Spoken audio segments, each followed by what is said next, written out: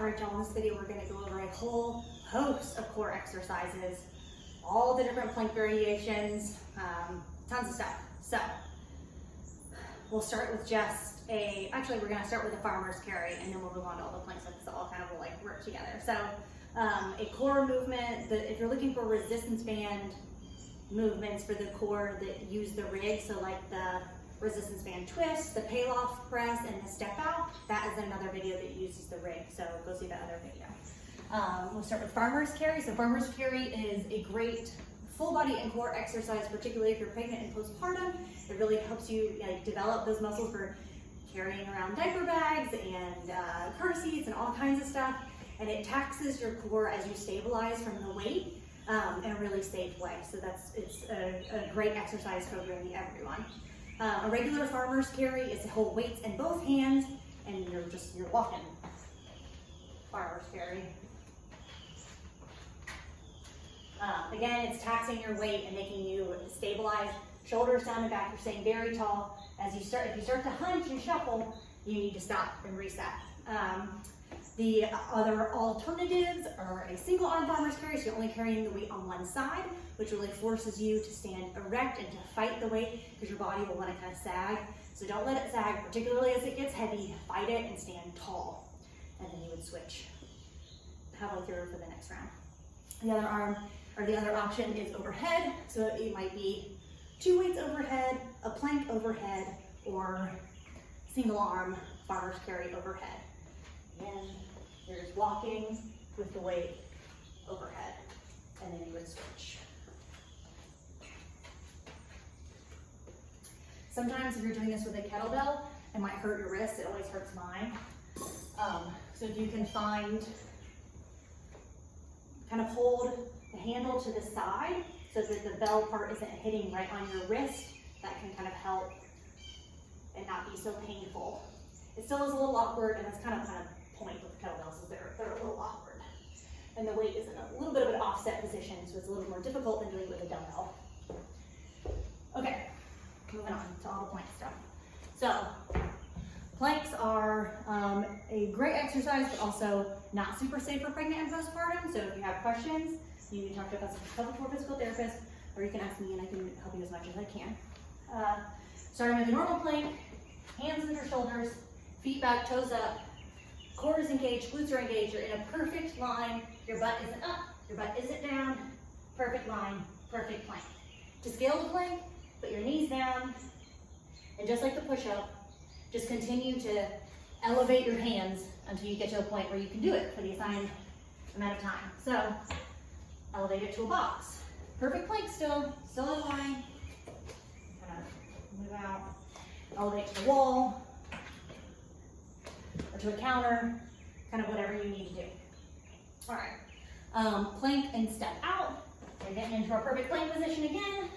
To step out, you'll step your foot out, about a foot on either side for the assigned amount of time. All right, plank jack. You'll jump your feet out for the assigned amount of time or number of reps. You can do it fast, or it might also tell you to slow it down. 1 Mississippi, 1 Mississippi, 1 Mississippi, 1 Mississippi. So you can do it multiple different speeds. Dumbbell slide. Oh gosh. Also,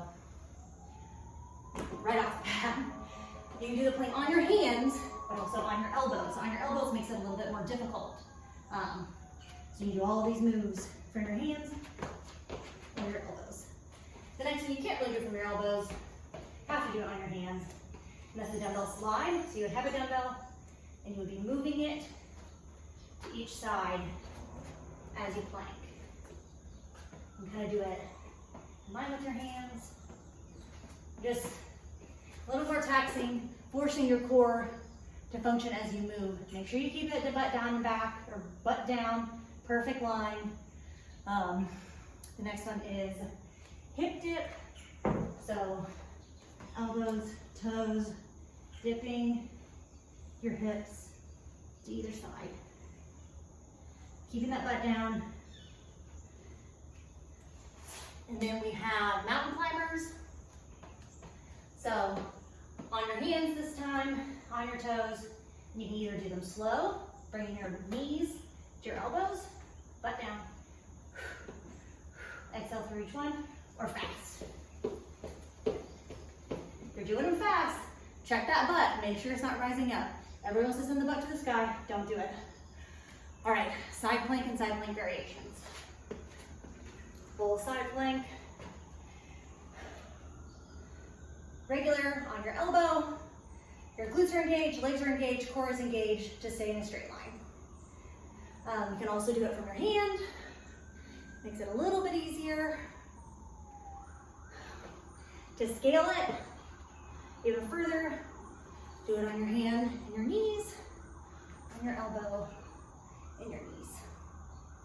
You can also do it with your knee down and one leg out, which is kind of a little bit of it in between if you're working on getting up to a full side plank.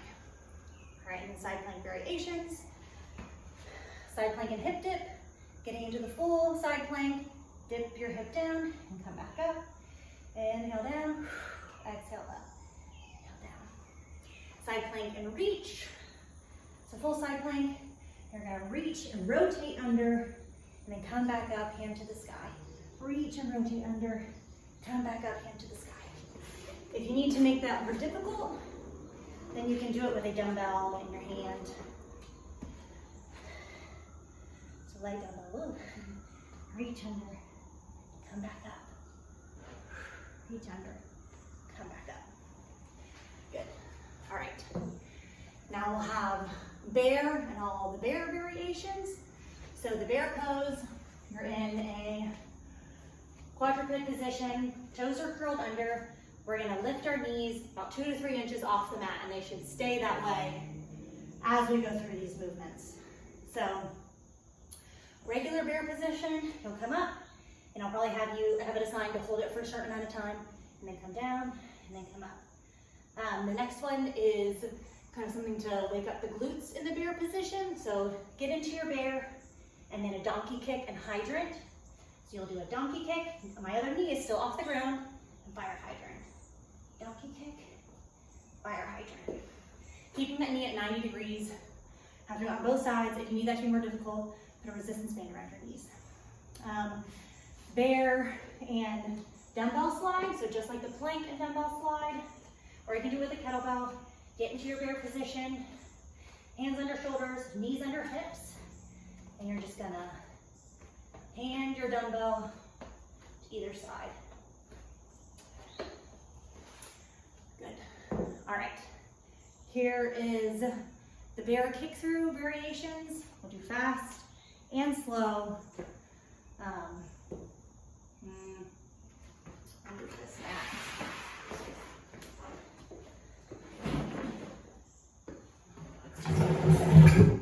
Need a place for my leg to go. Okay. So for the bear kick throughs, the slower version works kind of like your full body, your legs, your arms, your core, everything, and works on body control. The fast one does too. It just does it in like 2 different ways. So if you try both, you'll feel the difference. And the fast one is really great for a HIIT workout, and the slow one is good for body control and like more of a not for time workout. So bear position, fast. You're gonna kick through and come back down. Kick through, come back down. So my butt isn't dropping all the way to the ground on this one. It's staying pretty high. And my shoulders aren't coming all the way around. So the difference is that for the slow one, bear position, I'm coming around, I'm opening my chest up to the sky, arm is on this side, leg is straight, toe is pointed. Then coming back to bear. Switching and doing it on the other side, chest is open, toe is pointed, back to bear.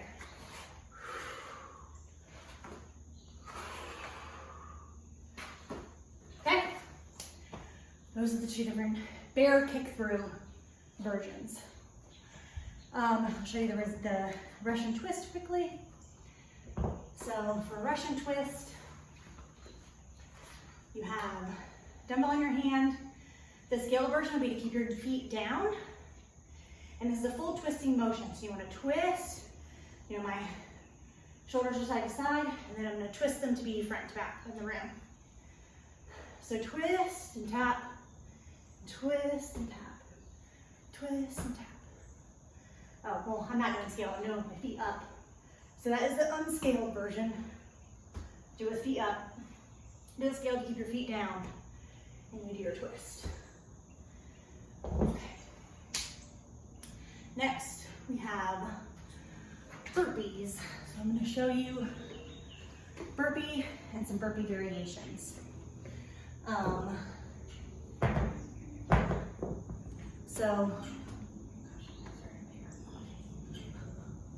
A full burpee, starting standing, shoulders down and back, hands down, drop down, do a push-up, feet to hands, jump into the air. One burpee. Hands down, jump back, do a push-up. If you can do a full push-up, do a full push-up or a scaled push-up. Feet to hands, jump up. In general, they should be done quickly. So even with the full burpee, full speed should be fast, unless otherwise noted. If it's noted to go slow, go slow. What I call a half burpee is without the push-up. So this is if I really want you to move fast. It's a hit, it's a Tabata. That's only when you keep moving. You'll start standing, hands to the ground, you'll just jump your feet back, back in, and jump up. Back, up. Now as you jump back, try to make sure that you're not arching your back down, that you're staying nice and tight in your core. Out, back, up, out, back, up. All right? Another version is a double push-up burpee. So if I wanted this to air a little bit on the upper body side, you'll burpee down, and you'll do 2 push-ups. 1, 2, jump feet to hands, jump. Down, 1, 2, feet to hands, up. Last version is burpee to target. So I'll either have, a couple ways to do it. Pick a distance that's above you if you have something that you can aim for to jump and touch. We're trying to get a certain distance, about 6 inches from your hand to the target to jump to, or I might have you jump over something. So do your burpee.